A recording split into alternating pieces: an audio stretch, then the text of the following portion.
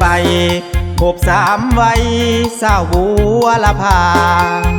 ติดใจของอ้ายแท่นาเมื่อได้มาเขตดินแดนนี้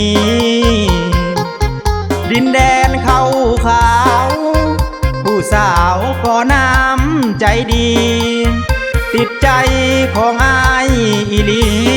ที่ได้มาพบสาวบ้านไกลน้องพายไปทำนำลอดแสนงามอีหลีสมเป็นขวัญใจสีวีที่สืบทอดมาตั้งแต่ไกลเที่ยวตาดเสียงลือ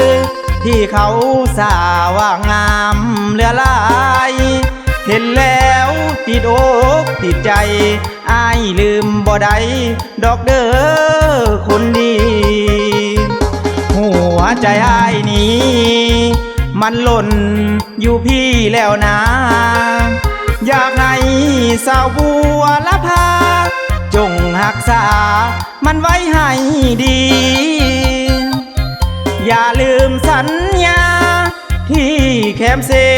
ปากทำเคยมีว่าสิ้นสงกรานต์เดือน4ให้อ้ายนี้ไปขอแต่งงานสาวบัวละพาอย่าลืมสัญญาก่อนอ้ายจากไปมื้อหน้า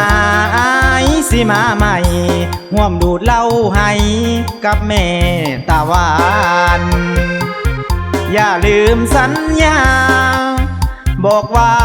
เสร็จสิ้นสงกรานต์ให้น้องนั้นรออยู่บ้านสิไปแต่งงานเอาน้องทันที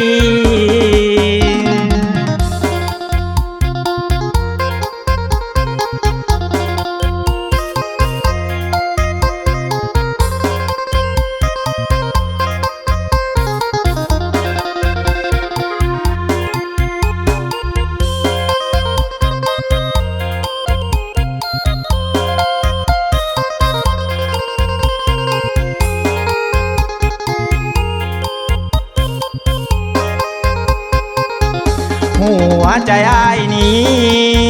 มันหล่นอยู่พี่แล้วนะอยากให้สาวบัวละพาจงรักษามันไว้ให้ดีอย่าลืมสัญญาที่แคมเซปากทำเคยมีว่าสิ้นสงกรานต์เดือน4ให้อ้ายนี้ไปขอแต่งงานสาวบัวละพาอย่าลืมสัญญาก่อนอ้ายจากไปมื้อหน้าอ้ายสิมาใหม่ร่วมดูดเหล้าให้กับแม่ตาหวานอย่าลืมสัญญาบอกว่าเสร็จสิ้นสงกรานต์ให้น้องนั้นรอ